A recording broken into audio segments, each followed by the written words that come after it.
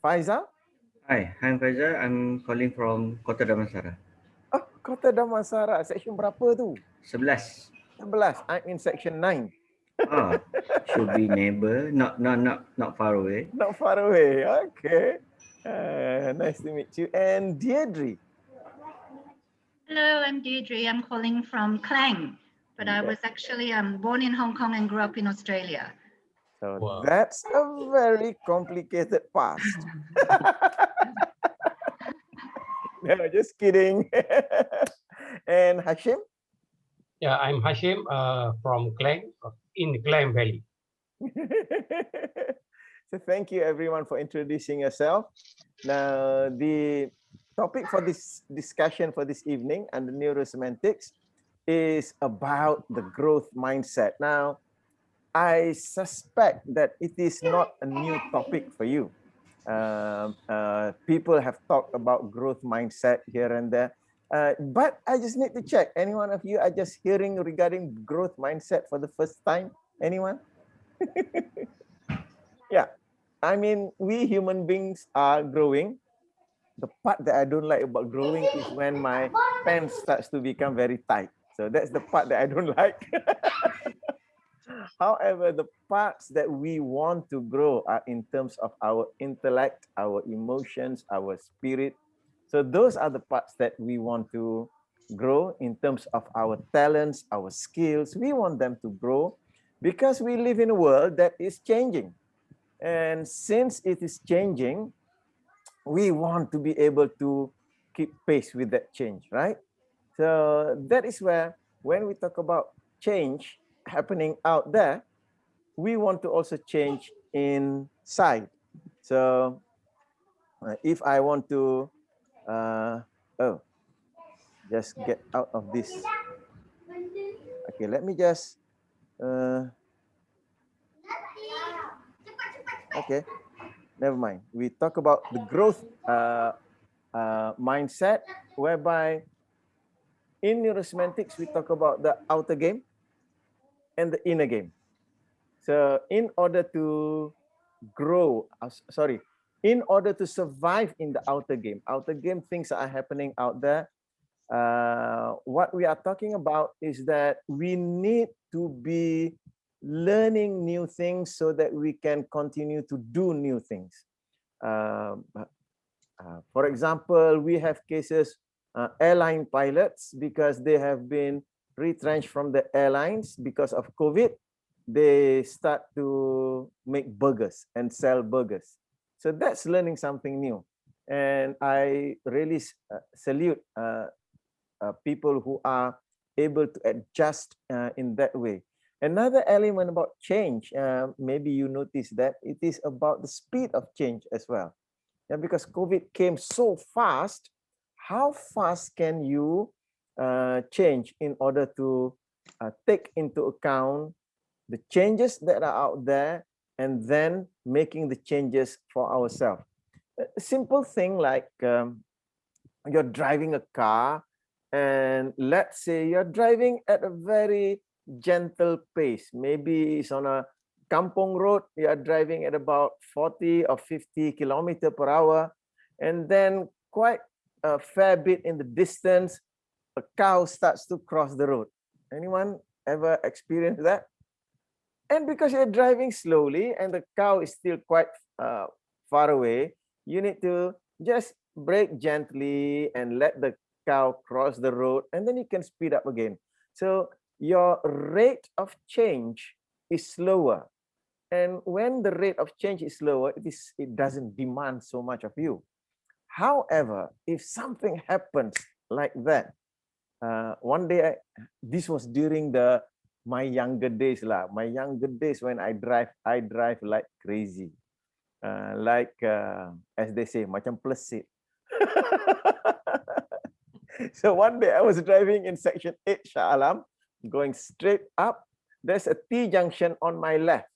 Yeah, so I was just coming out from a junction, accelerating along that road, and suddenly a car came out from the left, and we were close enough for me to notice is a lady driver When she came into the junction, she wanted to turn right into the road, but she was looking at the car on her left.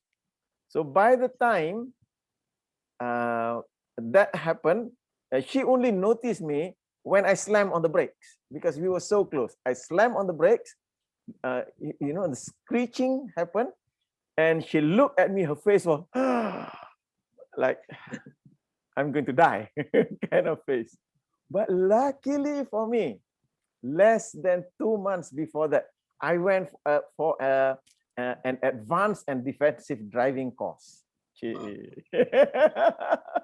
So even though my car skidded about to hit the lady's car, my instinct kicked in from Bak Island. Release the brake and steer the car and just go past her. And as I went past her, I could still see her face going. So in that situation, when change occurred so fast, we need to respond very quickly. So when COVID came and hit us like that, we need to have that ability to change very quickly. So due to these sudden changes, what we need is the ability to have this, what we call the growth mindset. Meaning to say, we have a way of thinking that allows us to grow.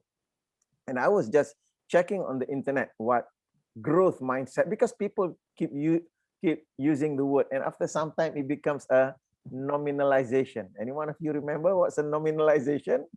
It becomes a buzzword. So what does that really mean?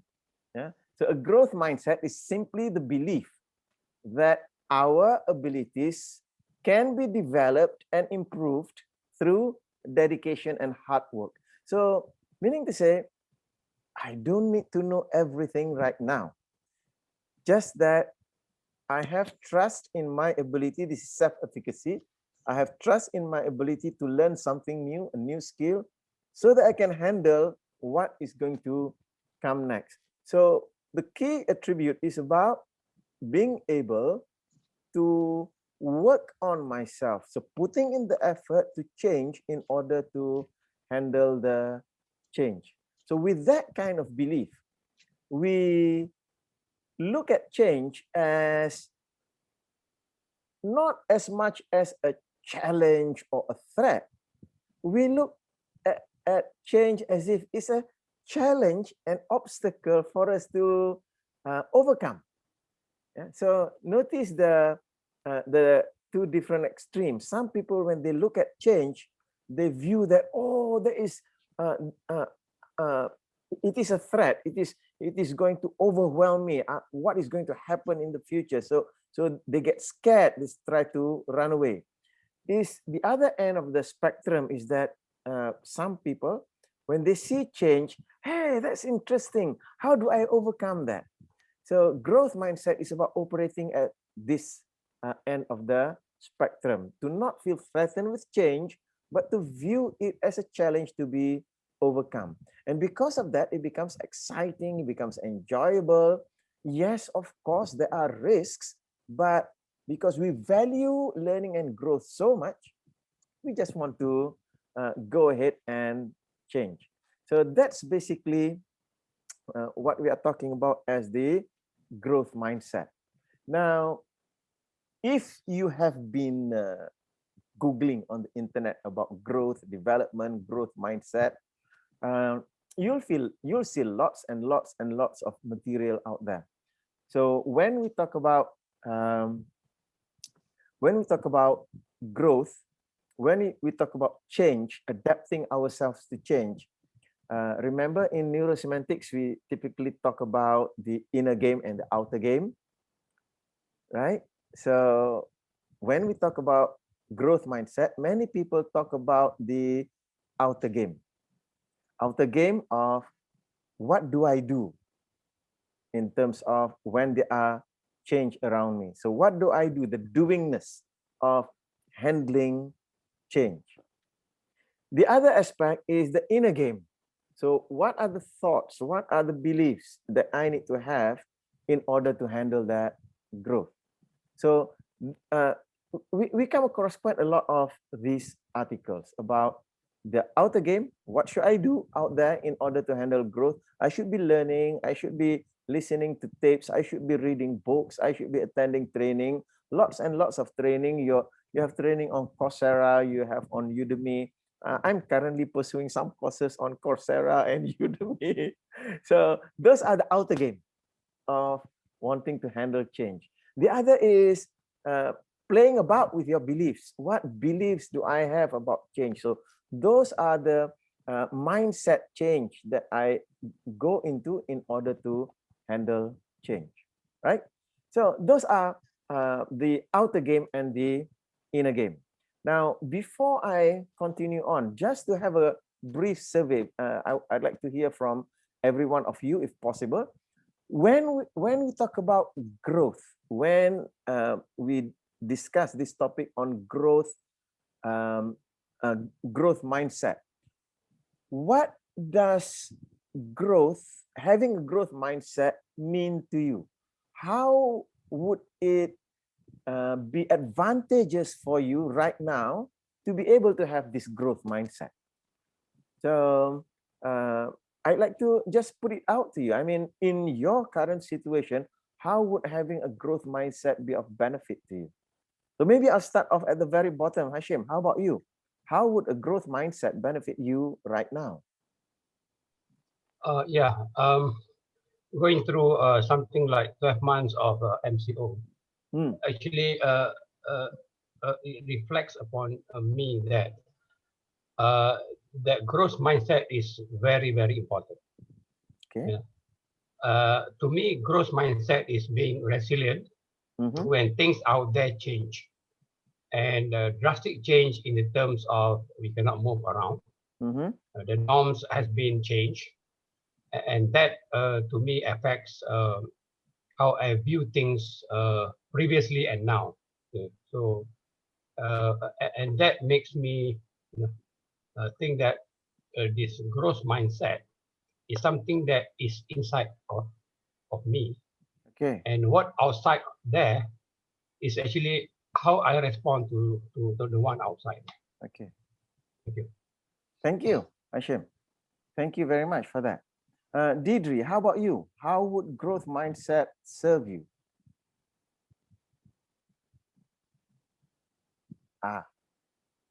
Maybe Deidre is handling Max. So I'll move to Faisal. How about you, Faisal? Okay, as for me, growth mindset is all about adaptation to the current situation. I've been go through a lot during the first MCO, and as for me, when you have the right things, the growth mindset, with the right mindset, which is you need to think all with the positivity, and the opportunity, the good thing will come to you. You cannot blame or what happened. You cannot control of what happened. So you just adapt it, embrace it, and look for the chances and opportunity that will come to you and secure it. Okay. Thank you. Thank you. So I'm hearing the inner game there.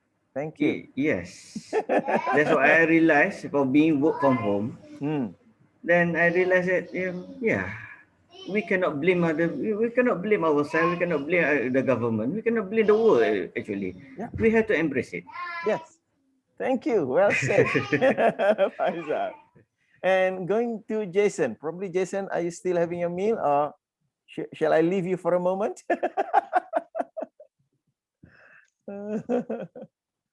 Okay. So, okay, moving on to Guat Ching. She's already put it out there. I might not have the knowledge or skill set to do this, but I believe I can learn to master the skills. I see hopes when I have growth mindset. Quickly bounce back from setbacks, compassion, and be kind to myself when I'm facing challenges, resilience. Wow. Thank you, Guat Ching, for that. Thank you. And Tingwi, how about you?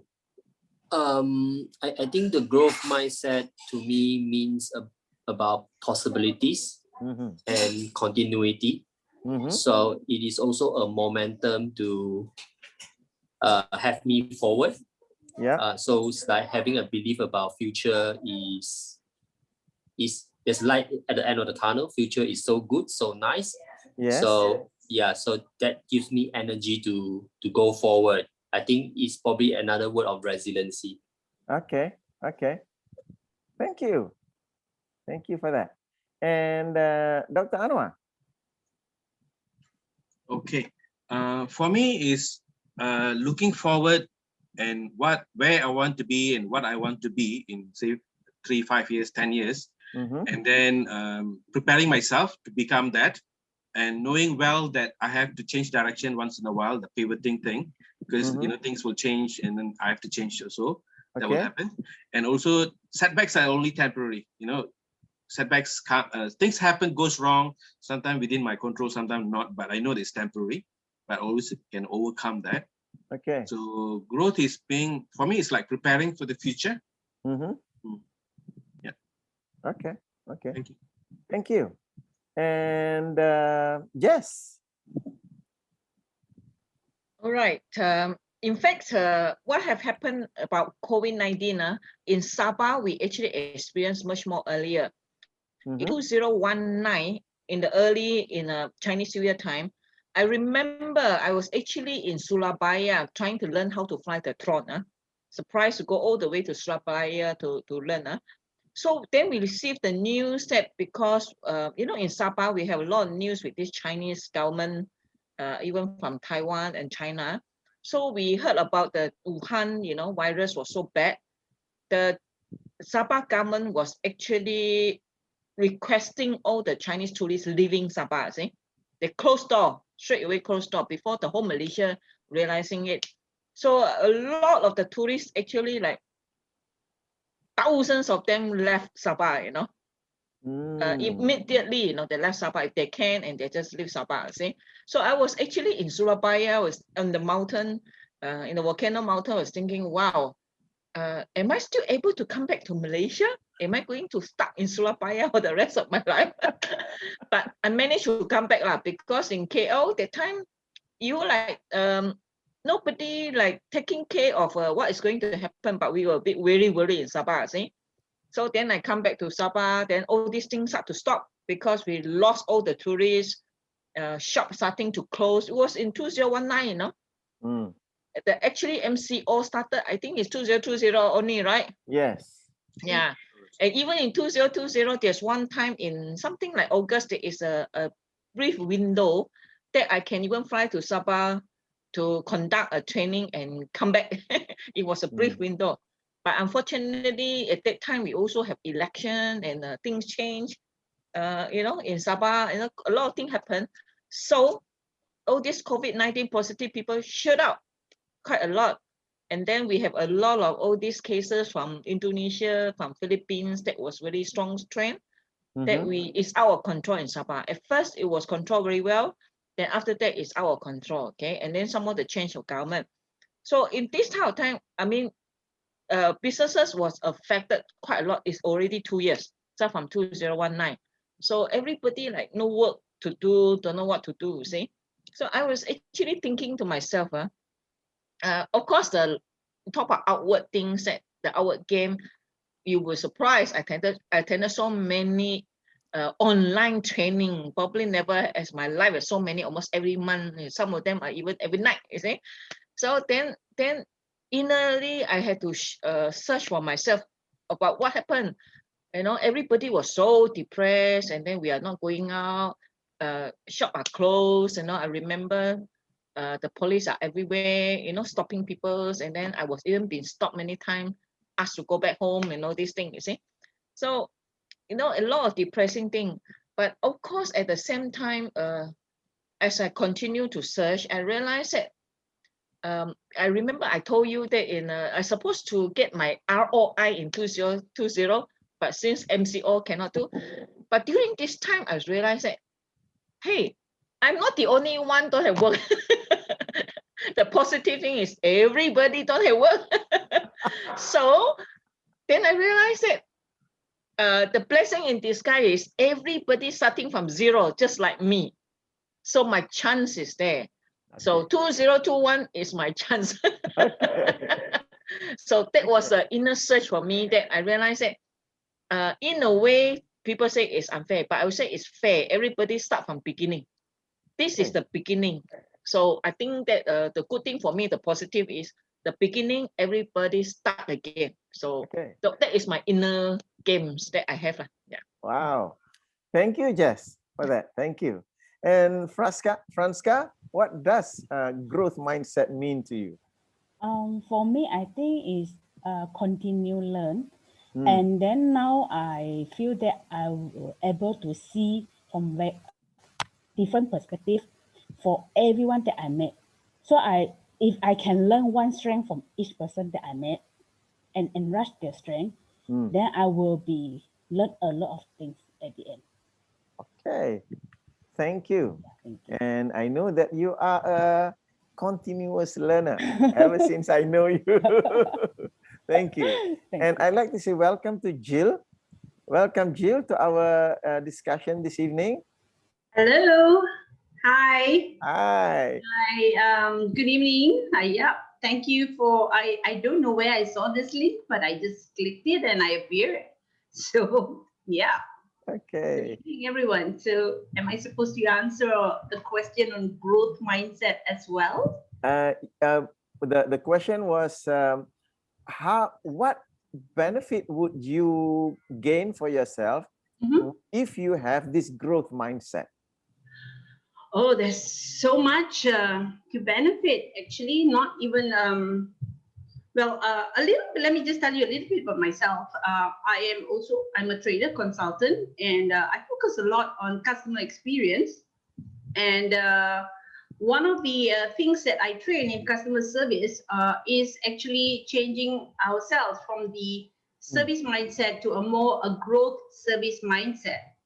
So in growth service mindset, I always tell them, of course, the latest example is the pandemic, where if you could go back to 2020 March, you would think everything is impossible, at that point of time. And then now when you're in the same month, but 2021, and you're still alive, and everything is still okay, like I like what Jess said, we are all starting from zero, yes, but I look at it as a blessing in disguise, because, and I think growth mindset is when you always look at opportunities to learn something out of it, to grow out of it, to become better. So that's how I tell my frontliners, I train hospitals and also retail. I tell them, if you're just going to stick at where you are, you're not moving, you're not growing. So if you choose to just look further and, just change the way you think and say, behind every setback, there's always a blessing. I think it's in every religion as well. Behind, and you would be able to actually move ahead, because at the end of the day, we all want to move ahead. We all want to get out of this pandemic and start our lives again. So that's a little bit about myself. Wow. Yeah. Thank you. Thank you for the insight about not just about yourself, it's about your outlook towards growth. So thank you very much. Izani, you are with us. We are just getting each person's opinion about what does growth mindset contribute to your life? How does it benefit you? I'm just joining in, so later I give you that idea. Okay. Thank you, Izani. Later. Thank you. Yeah. So the topic for this evening is developing a growth mindset using meta programs. Now, the reason why I approach it from that perspective is that when we talk about the strategies of learning, of doing new things, that's out there. That's our behavior. When we talk about the mindsets, how we think, how we, the beliefs that we have, the values that we have, that's our inner game. Now, between the outer game and the inner game, there is the interface. That's the filter. And one of the elements of the filter is the meta program. Now, the thing about that interface is that we interpret what's happening using the interface. We interpret in terms of what we see here. And also we interpret in terms of what beliefs and values using the interface. And that interface is always there. And meta program is one of the things that is in that interface. So that's why I decided, okay, let's take a look at growth mindset from that perspective. Yeah, because there is a lot of material about the outer game, the strategies for the outer game. Yeah, Jill mentioned quite a lot of that strategies as well. And then many of you talk about the inner game, the inner strategies. So how about in that interface? What meta programs will be useful? What meta programs are the drivers that will help us to be more flexible in terms of being more growth, but in order to develop this growth mindset. So before I continue on, just to get an idea, if all of you are familiar with meta programs. So I'm just going to check with Faisal because I'm meeting you for the first time. Are you familiar with meta program? No. Sorry? This is my first time. Oh, your first time. Okay. Jill, you are familiar with meta Yes, program? I have done the International Society of Neurosomatics. Okay, good. NLP practitioner. Yeah, right. Thank you. So just for Faisal's benefit, meta program is basically our default ways of thinking. Yeah, we have a mindset, a way of thinking when we do different things, not just a way of thinking.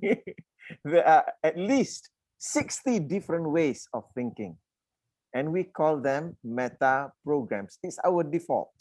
And because they are our default, we don't see them. They are transparent. So if you are familiar with the term, they say that culture is strategy for breakfast. You know, a lot of companies, they want to bring in new company culture. So they put in all of these strategies, how to implement the new culture, and it doesn't work. Yeah, because the old culture will just eat up the new strategy. Because people are not thinking about the old culture, they are just behaving it, even though they have new strategies. So similarly with meta programs, you know that you need to learn. However, because the meta program is preventing you from learning, every time you want to learn, you back off, you'll do something else. So that's why I decided, let's take a look at meta programs. Are we running our meta programs in a way that helps us to grow? Or have we defaulted to a meta program that can sabotage our growth? Okay, so as I look at this, I identified 5 meta programs that become the driver meta program. So I'll just share my screen over here so that you can have a look at the 5 meta programs. Yep, it's coming up. Okay, so what are these 5 meta programs? The first one is the meta program of organizational style. How we, our style of organizing our thoughts, yeah, our thinking. So on one end of the spectrum, is the organizational style of options. When we look at things around us, we are thinking of options. I can do this, I can do that, I can do this. Oh, I have so many different options. So that's why you go into the clothing store, you come out empty-handed, or either you come out empty-handed because you have so many options, you don't know what you want to buy, or if your credit card is very strong, you end up buying everything. Okay, so that's the options meta program.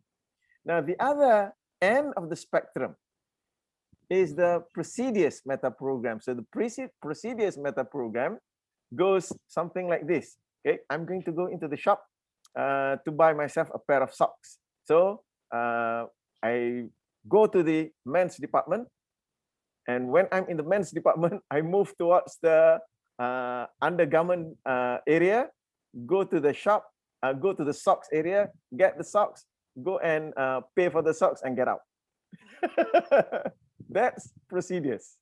So when it comes to growth, I notice that I need both. I need to run these meta programs, both of them together. Why I say both? Because in the context of medical health, and because this is a medical emergency, in the context of medical health, I'm not an expert. Yeah, I was an expert in soil improvement, civil engineering. However, I'm not an expert in medical health. So what I decided is that in terms of medical health, now I move into procedures. I let KKM, I let what do you call MKN to tell me what to do, and I'll just do them, no questions asked, because I say I'm not an expert. Those guys are the expert. I'll just follow those procedures, and I find that that strategy is useful. And in the context of business, when COVID-19 struck, my business went from hero to zero in a matter of just a few days. So my previous strategy doesn't work. It's not relevant at all. So what I need now are new strategies. So that's when I need to open up my options meta program. I cannot go to my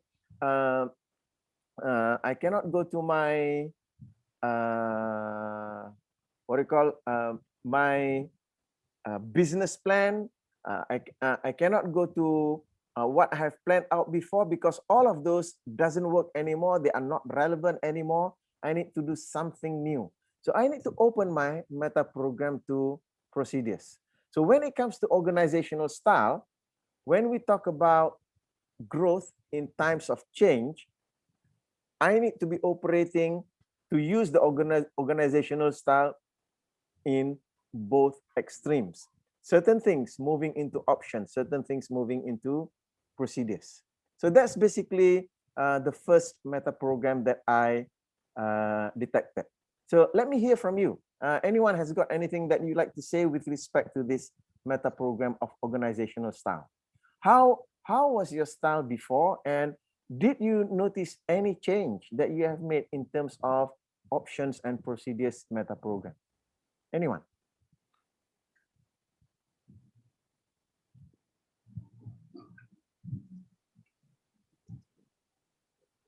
Yes, Dr. Anwar. I think even I have this problem where sometimes we have options and we don't. I don't know when to stop. Okay, I have the option and decide. Okay, when do I now move forward? Make a choice and move forward. You know, I get into that trouble. Stuck in that. Options are there, and then again, I don't know when to move away from that, and get things done. Thank you. Anyone else? Options and procedures. Okay. Yeah. Yes. Yeah. When COVID-19 struck, I was talking to my group of people who are in the same line of what we were doing, and in a way, I was quite prepared, and I have the options of managing what I have been doing face-to-face classroom, and having the options to switch to what I call it as the new technology, even though it is old technology, the online meeting. Yeah. I have been keeping all the resources under the bed, so to speak. So when it strikes, I put up everything on the bed and look at it. Oh, this is great. Yeah.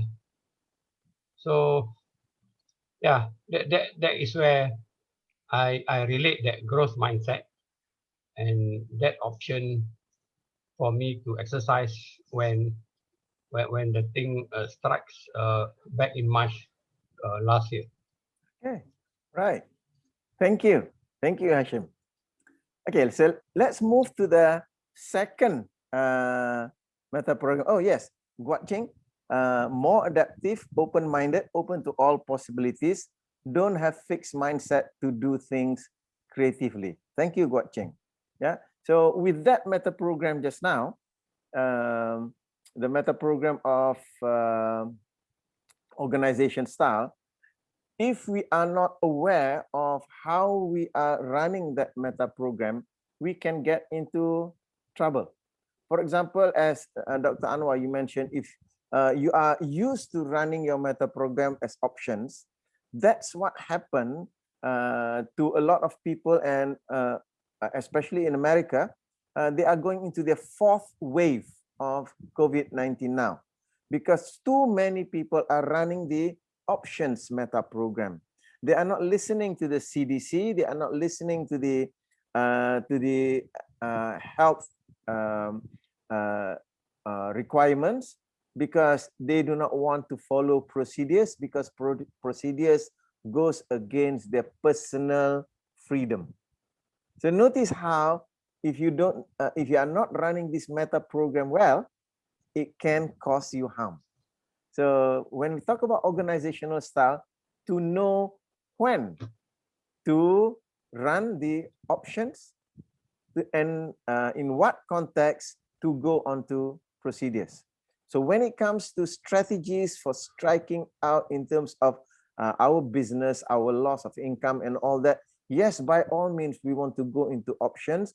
At the same time, to handle the pandemic, in my opinion, that, hey, we need to follow procedures. So the healthy meta program in this scenario is to have a good balance of both knowing when to be options and knowing when to be procedures. Yeah. Okay, moving to the next meta program is the meta program of adaptation. Yeah. Meta program of adaptation. On one end of the spectrum is the meta is you are running it as judger or controlling. The other end is perceiver, releasing. Okay, so these are the two ends of this adaptation meta program. So for me, with the circumstances being so volatile and uncertain, I need to be observing and perceiving of the situation. So that's when I move more into the perceiving. And that was easy for me because that has been my default meta program. So that's why I say it's easy for me, because I have a tendency to be more perceiving and releasing. So when I'm in the situation, I don't know what's happening around me. So I'm not about to make judgment. I just go and observe. So being able to forego my previous notions and ideas about what is normal and what is not, knowing that, hey, we need to be moving into a new normal. So what I did was to follow the latest news and developments, and not just about the pandemic, also about society, about technology, about business trends, about finance, about economy, just to be observing, noticing what are the things happening there. So for me, that I find that it is useful in the context when things are so uncertain, it goes beyond what we know right now, to move into perceiving, into releasing, to just notice. Once we have enough information, then go into judging, making decision, controlling. So that is that mix. However, in terms of growth, to help us in our growth mindset, we need to skew a little bit more towards the perceiving and releasing end of the spectrum of adaptation. So that's my take on it. Yeah. So let me hear, what's your opinion with respect to this meta program of adaptation?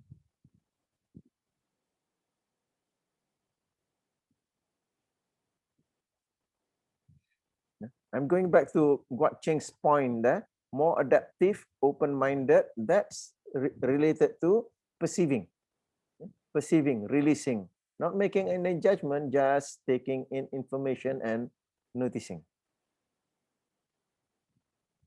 Anyone? Yes, Jess? Probably, I think that I'm also going towards that releasing, a bit more open-minded. Is it what you mean? Because when you talk about option, we don't have much probably forwards, just not the previous one. So for me is I'm just open mind to have a look what's coming out, from there, what is coming out and seeing the thing, then I choose the few things that I can do. So it come out to controlling, right? Is it what it is? So that was what I'm doing now. So I think that open-minded would be good because I'm taking on new things that I haven't done before. I mean, it was actually scary to me also, but I think it's a good positive sign that I can still control, see? I can come to make things more under my control or become more procedural. I'm also whether using that words is a proper one. So I make it a bit more systematic, probably. I don't know, I'm running out of words. This is the words of engineer. Okay, this is how you say it. Okay, thank you. Yeah. So again, I just want to restate here that when it comes to meta program, there are only about 6 meta programs that is healthy for you to operate in a certain way. The 5 meta programs that I'm bringing to you, there are no right or wrong how you operate it. It's just that when we operate it in a very narrow band in any one area, for example, adaptation, if a person is operating at narrow band on releasing or perceiving, that can be a weakness in itself. Or if you are operating narrow band, frequently judging and controlling, that can be a weakness in itself. So when it comes to the 5 meta programs that we are discussing this evening, there is no right or wrong about it. It's just about noticing how are you operating in that meta program, because in the context of growth mindset, if we are not aware of how we are operating those meta programs, we may limit ourselves to a very narrow band of way of thinking, and that can scuttle our intention, our strategy for growth mindset. It can be an obstacle. It can sabotage our desire to grow. Yeah. So I'm just reading what Jill put here. Can we have different operating systems depending on situations? Absolutely. When it comes to meta programs, we want to have the flexibility to move from one end of the spectrum to the other, depending on context. Yeah. So that's why in the previous example, organizational style. So in the context of something that I don't know of, in the context of medicine, in the context of health, I operate from procedures, meaning to say I follow the SOP. However, in the context of business strategies, so I move into the spectrum of options. I need to go into options because my old procedures, my old plans are now obsolete. So yes, we operate it contextually. Yeah. Okay. So moving on to the next meta program from organizational style, we looked at adaptation. The third meta program is somatic response. Somatic response, as you can see on the screen, from one end of the scale, you have a person who is inactive. Things happen, they don't do anything, inactive. Then moving on to being reflective. oh yes, they are doing something, they are thinking about it. And then there are people who are active, and active should be on the other side, it should be the other end. And there are people who are proactive. Proactive, they are anticipating what's going to happen and they take action. People who are somatic response of being active, something happens, they act. So that's being active. Proactive is something happens, they reflect, they what do you call it? They look forward into the future, what might happen, they plan for it, and they take action for the future. So that's the somatic response meta program. Now, in terms of somatic response meta program, this is where I needed to do quite a lot of change, because I realized for a long time that I am prone to being reflective when it comes to situations, reflective and inactive. I think, and then I don't do anything. That's my tendency to do this. So in this scenario, I realized that if I were to continue behaving in that way, I surely die. Maybe not die of COVID, but I die of economic hardship. So in that way, I decided to be active. So the moment the change happened, I went into a new option that I can immediately apply. And to me that was stunning, because I typically think about something for a long time before I take action. But when COVID hit, I thought about something that I could do and I just implemented it. And as I'm implementing it, I begin to think of what else that I might do in the future. So moving on, first being active and then being proactive about what I'm going to do in the future. So that's basically the meta program that I was running when it comes to somatic response. So how about you?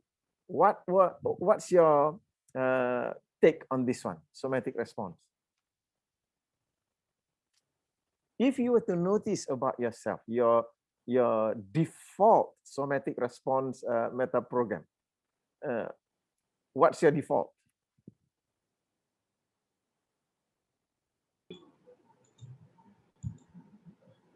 I would say, can I be active and inactive and leave out the one reflective in the center? Because I'm either at one high or the really low. It's either I don't do something, I just laze for the whole week, or when I'm active, I don't sleep for like, I sacrifice my sleep and I get it done. So I'm at either extreme. So do I need help? Mental health or something, I don't know. Sometimes I don't reflect, which is very bad. So the moment you say it is very bad, then you are telling me it's not healthy for you.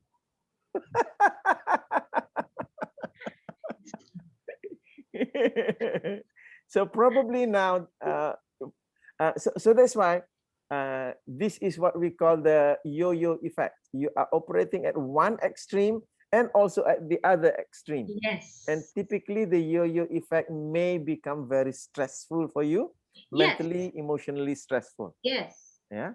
So the key is knowing how to traverse the spectrum in a way that is healthy for you. So as you ask in your question, the situations, those are the contexts. So identifying in this context, I need to be reflective. So I move into reflective mode. So you are deliberately doing that. So in that way, it becomes less stressful for you. However, if you're operating at the extremes, nothing in the middle. Have you ever come across anyone else like me, or am I abnormal? Many people are like that. Okay, great. All right, let's hope. Because for me, I don't like to waste time. It's either, I mean, I like to wait. If I waste time, I waste it so well, you know. But when I don't waste time, I'm just like, don't waste time, you know, everything got to do, got to finish. So yes, I get stressed up very fast because of that. Okay. So probably what you want to learn from this is practice operating in the reflective and also the proactive band of that spectrum. Practice moving there and deliberately. For example,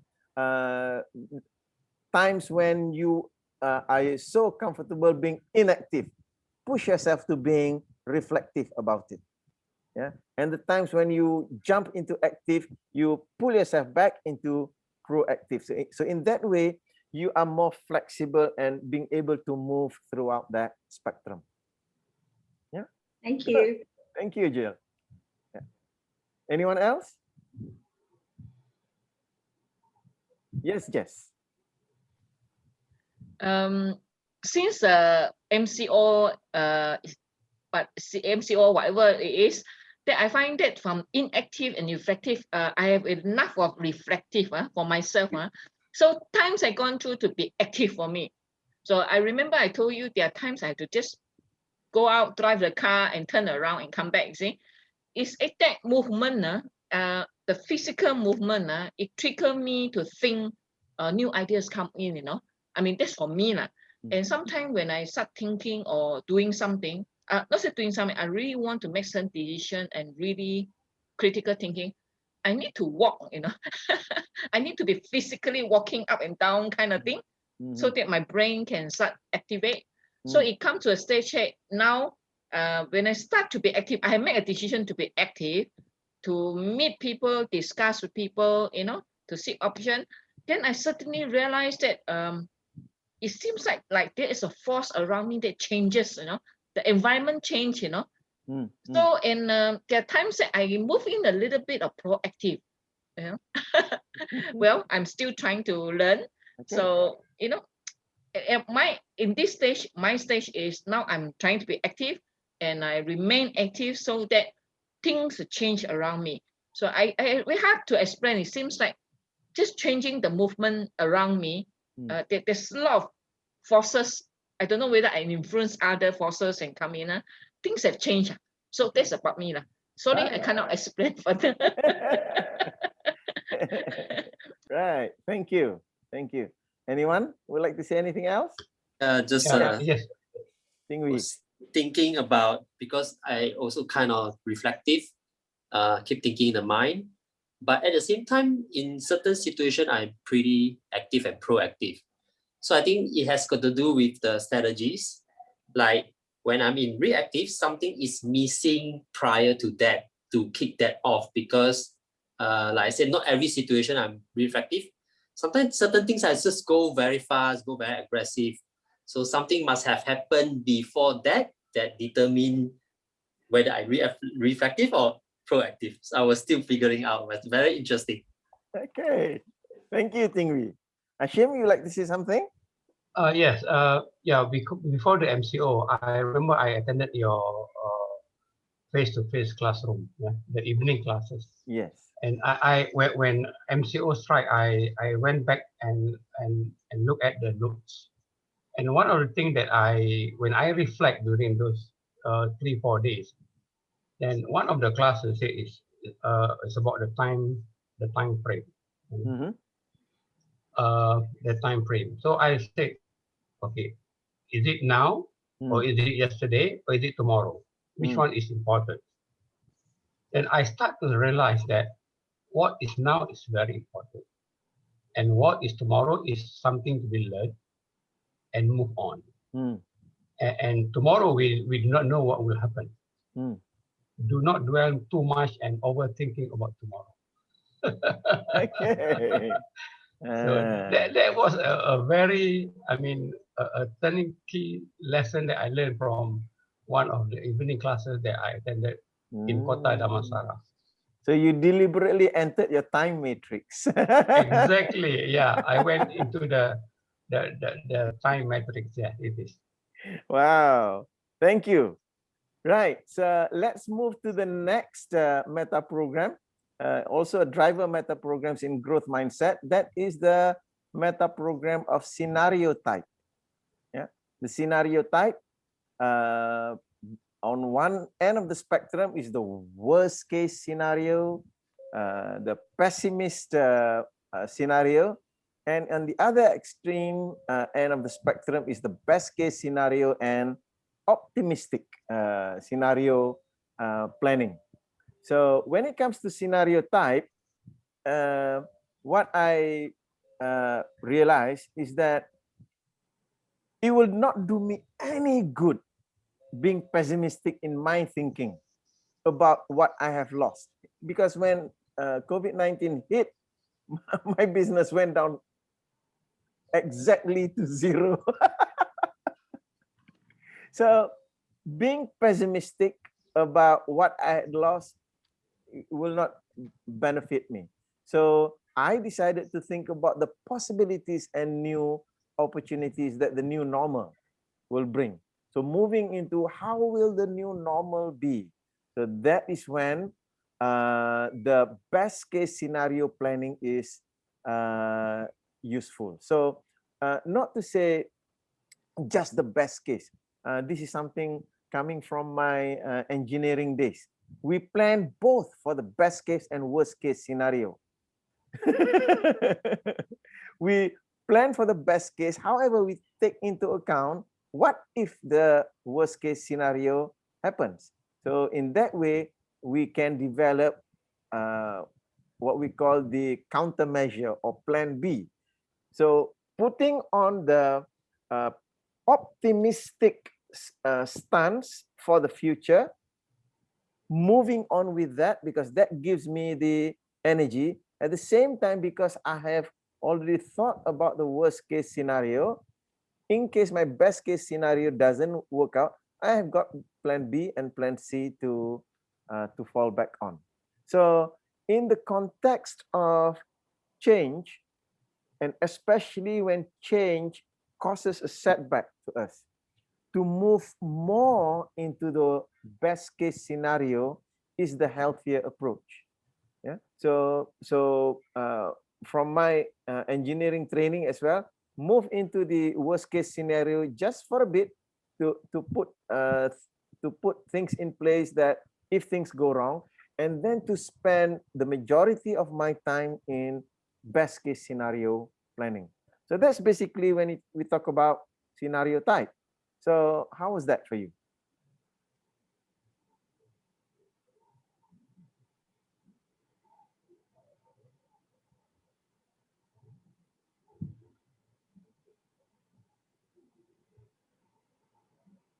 So I believe that we are all still alive today means that the best case scenario worked. Because my worst case scenario planning is that I die. So that didn't come out. Right? So in trying times when things change, to help us grow, we want to put the best case scenario way of thinking. Yeah. Okay. So moving to the next meta program. That's the meta program of skepticism, optimizing, and perfectionism. So this is quite an interesting one for me. Yeah. Goal striving.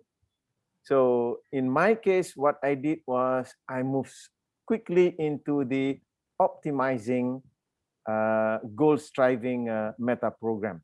The reason being is that I don't know what's going to come out in the future. I have certain resources with me, then I make do with what I have and get the most out of it. And to a certain extent, it was a little bit of a challenge for me. The reason being is that because I'm a recovering perfectionist. I say I'm a recovering perfectionist is because I'm trying to cure myself from perfectionism for quite a number of years. So I'm recovering for that. So to be able to say to myself that things don't need to be perfect, I can perfect it along the way. So that helps my perfectionist side to, okay, let's get along with it and just do the best that we can with what we have at the moment. So that's the goal striving meta program. So let me hear from you. What do you think about that?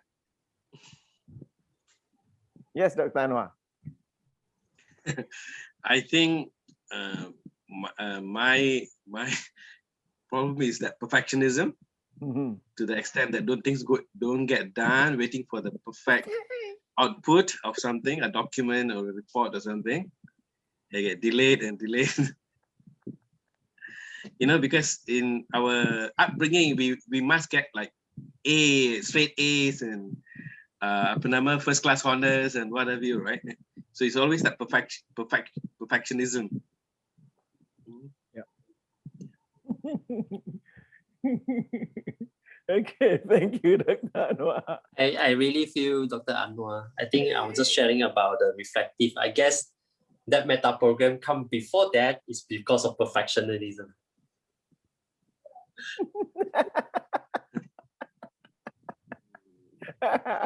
I'm having a good laugh because I fully understand what you're saying. But at least I'm no more a perfectionist, okay? A recovering perfectionist.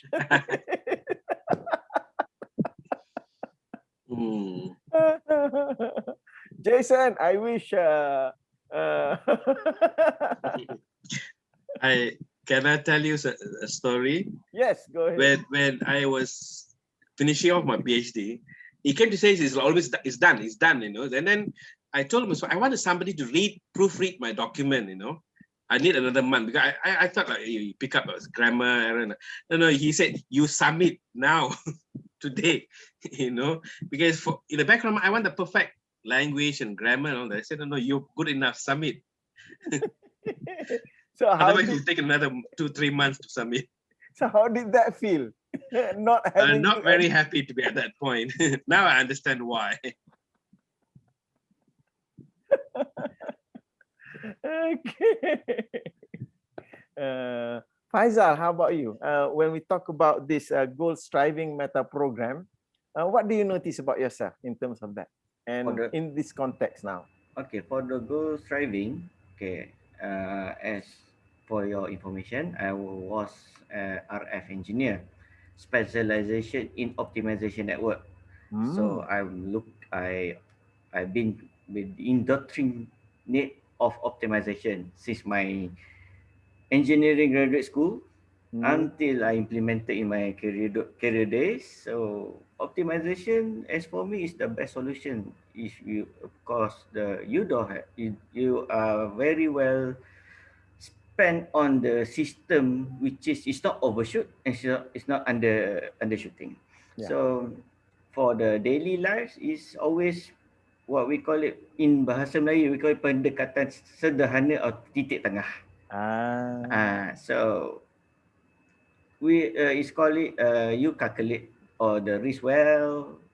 Everything's you have the parameters, you have all the variables, then you can do the optimizations. So same goes to the daily lives. You make the decision. Anything the COVID-19 came, you already know what to do. You don't overreact. You don't become inactive. You don't give up easily. It's all, yalah. I was in optimization. I don't know how to describe it in very detail. Thank you. That's a very important message to Mazuki, Dr. Anwar, and Tingwi. And Marilyn, if she's hearing. As for me, I don't believe in perfectism. I don't believe it. It's, you can achieve in ideal case. Yeah, you know, in engineering, we know if this calculation is the outcome is like this, but actually in the real case, it's always you have to consider the losses. Right. Thank you. Well said, Faisal. Okay, so those are the 5 meta programs that I consider as driver meta programs that we need to be aware of when we want to develop this growth mindset. If we are not aware where we are operating these meta programs, we may find difficulty in inculcating this growth mindset for ourselves. For example, in terms of organizational style, if we are always running that meta program on procedures, that prevents us from exploring options. Because of that, even though we want to grow, we are being an obstacle to that growth because we are not exploring options. Similarly, with the meta program of adaptation, if we are operating only, we are operating, say, frequently on the judger meta program, that prevents us from adapting well because we are not able to take in information pure. And because of that, we are judging based upon previous information. That prevents us from growing as well. And somatic response meta program,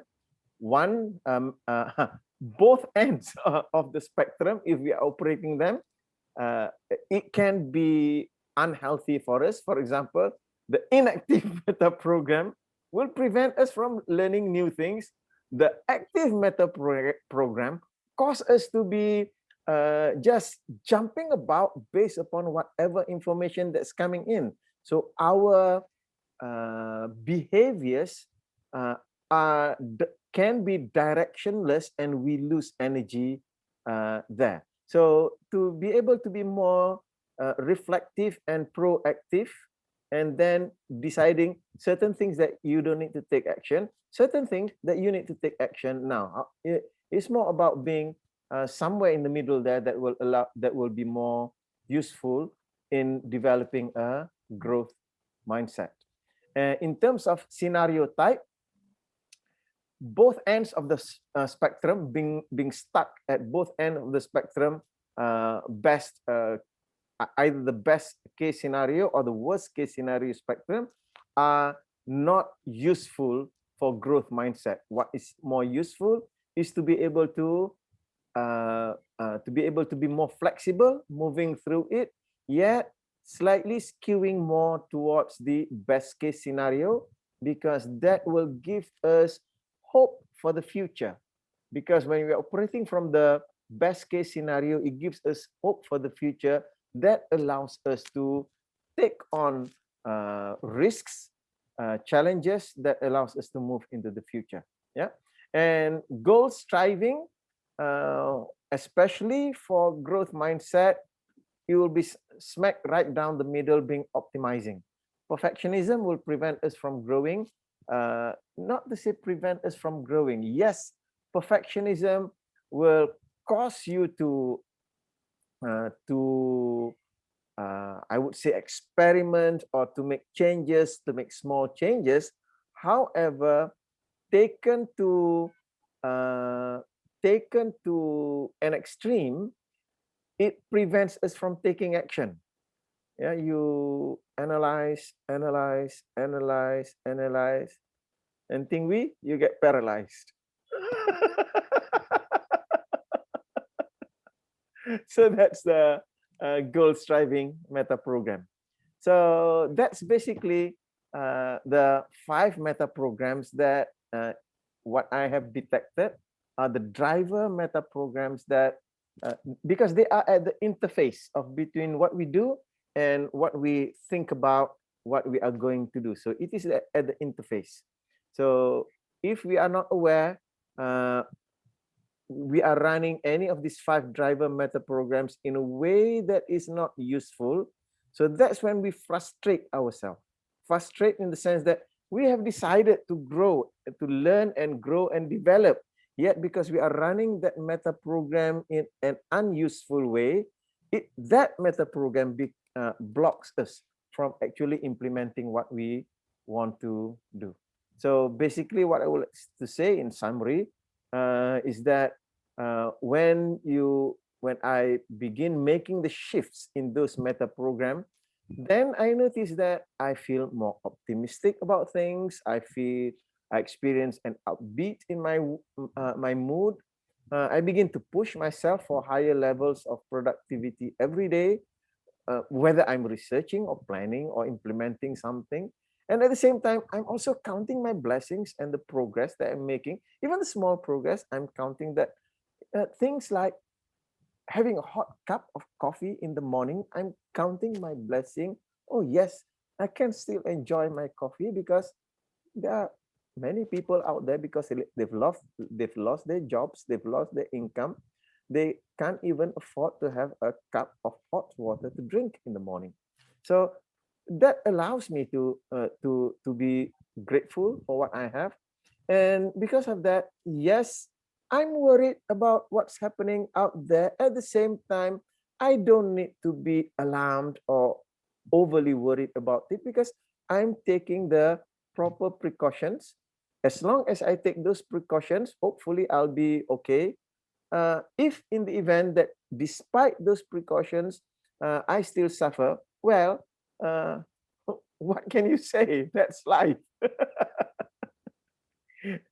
So in my situation, I drove my meta programs towards options, towards perceiving, towards somatic, proactive and active, and optimistic and optimizing. So I begin to shift those meta programs in that way. And I find that because of that, it helps me to begin to grow, to help to capture that growth mindset for me. Yeah. So I'd like to just open up for general discussion about what we have discussed on the 5 meta programs. Anyone would like to say anything or ask any questions?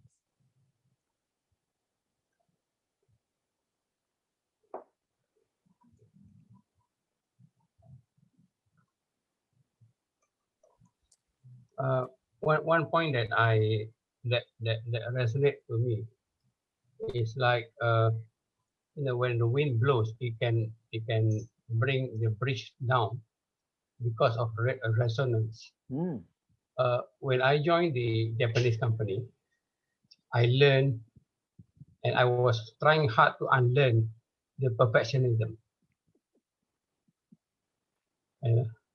Because I was thought and being drilled down to the idea of zero defects.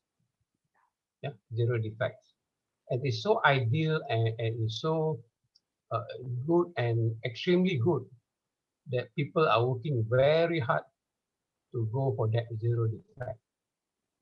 So it's an elusive target, but we still hold on to that zero defect maxim. Yeah, and that I think only lived inside me for many years.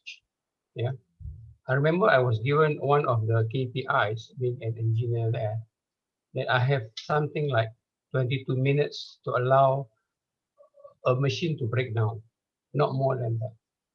22 minutes, and I have 144 machines, big and small, and that actually drive me to think and think and think and overthink. How can I, make that happen and not that to happen? Yeah, that is how I learned about perfectionism. Secondly, when I enrolled for the comprehensive writing course, which was about 25 years back, on the onset of the writing course, I compared myself with the prolific writers. I set my standard at, so I became, and later I realized writers also are not perfect.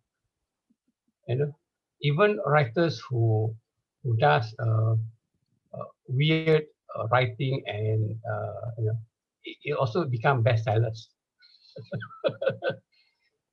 And sometimes I one article that came out, they said maybe your story or your storyline is not interesting to you, but when you start writing that storyline, it appeals to people out there. So from then onwards, I realized perfectionism doesn't make sense. Overthinking.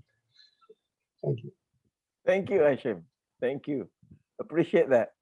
Yeah. So let me just move to each and every one of you. If you have anything final to say. So again, thank you to Hashim. How about you, Didri? Are you with us?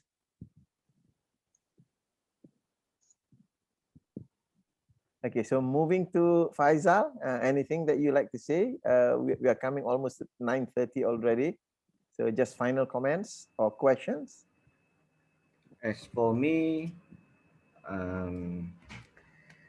I would like to stress more on adaptation, especially during the pandemic COVID times.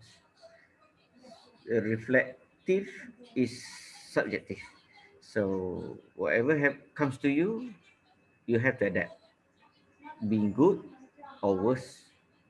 And what if thing goes south, for the worst case, in Malay words we call it just reda. And we have God. We ask for God help. That's how we adapt things. We perceive things. Then we look at the pandemic in a different way. That's what I'm doing since the day one MCO until today. And a lot of opportunity, a lot of good things, a lot of possibility comes up. So that's for my sharing as a closure. Thank you. Thank you. I appreciate that, Faisal. Thank you very much. And Deirdre, thank you for still being here, even though you can't speak. I fully understand that. Jason, are you still there? Hi, Mazuki. Hi. Yes, I have no comments. But I think my perfectionist other half, she will have a lot to say. Yes, I do. Perfectionism can be totally contextual, and it helped me in a certain aspect of my life. It brought me very far and brought me a lot of success. But here's the thing, the keyword is contextual. I cannot apply it to every single aspect of my life. Thank you. Thank you for that, Marilyn. For a great session. Yeah, thank you. Yeah, and Jason too. Thank you. So moving on to Dr. Anwar. Thank you for reminding us this with the meta programs. You know, we forget sometimes. We stuck in one part of the line, the spectrum, and then we get stuck in there. So instead of like move along the line as when you need to adapt accordingly. So, yeah, thank you. Thank you. I noticed, Jess, you were putting up your hand. Go ahead. Yes, I probably for a long time I've probably forgot about this meta program. You see, I remember when I talked to another NLP practitioners, he was saying, "Oh, you are from the other camp."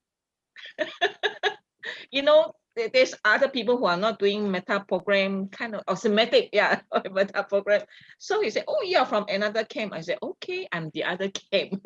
But but I find it is really useful as tonight when you brought up the 5 important driver, it let me think about myself again. Okay, I'm still that old jazz wound that probably, I still need time to change, even though MCO or not MCO, times I had to be a bit more alert. I think making change is intentional. It's no choice. Change will not come about, you see, even it hit us until we are intentionally willing to change. So thank you. I hope to learn more in future. Thank you. Thank you, Jess. And Guat Ching.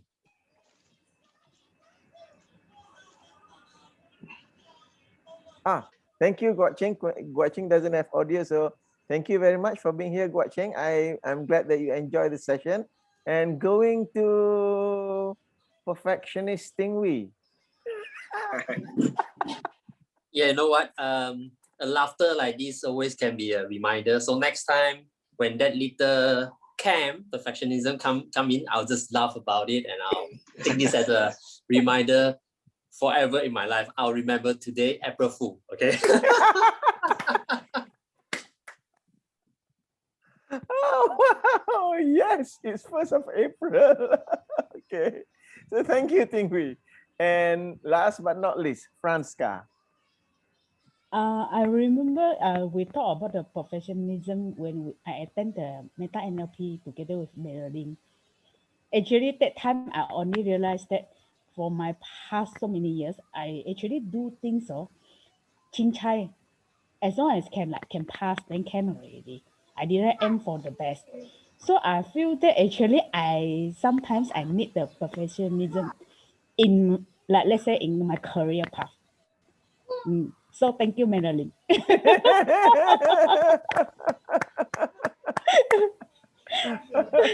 Because in the class, you and Melanie are the professionalism. Then you all talk about the when you all talk about how we should all do. So I realized that actually sometimes I need it. Thank you. Thank you. Thank you. Good. So yes, it's contextual.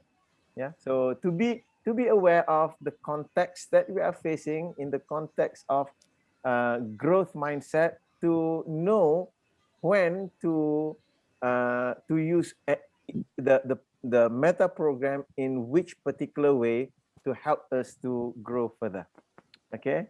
So thank you everyone for such a wonderful evening. I learned so much as well from all of you. So thank you, Franska, Jess, Dr. Anwar, Guat Cheng, Ting Wee, Deirdre, thank you for listening in, and Faisal, thank you for joining us for the first time. Jason and Marilyn, thank you for being here, and also to Hashim, who's also our regular. So thank you everyone. I look forward to seeing you again. Next week, it will be on the theme of relationships. I hope I can send out the reminder to you earlier this time. So with that, thank you very much. Have a good night. God bless. Assalamualaikum warahmatullahi wabarakatuh. Waalaikumsalam. Thank you very much. Good night. Thank you. Good night. Thank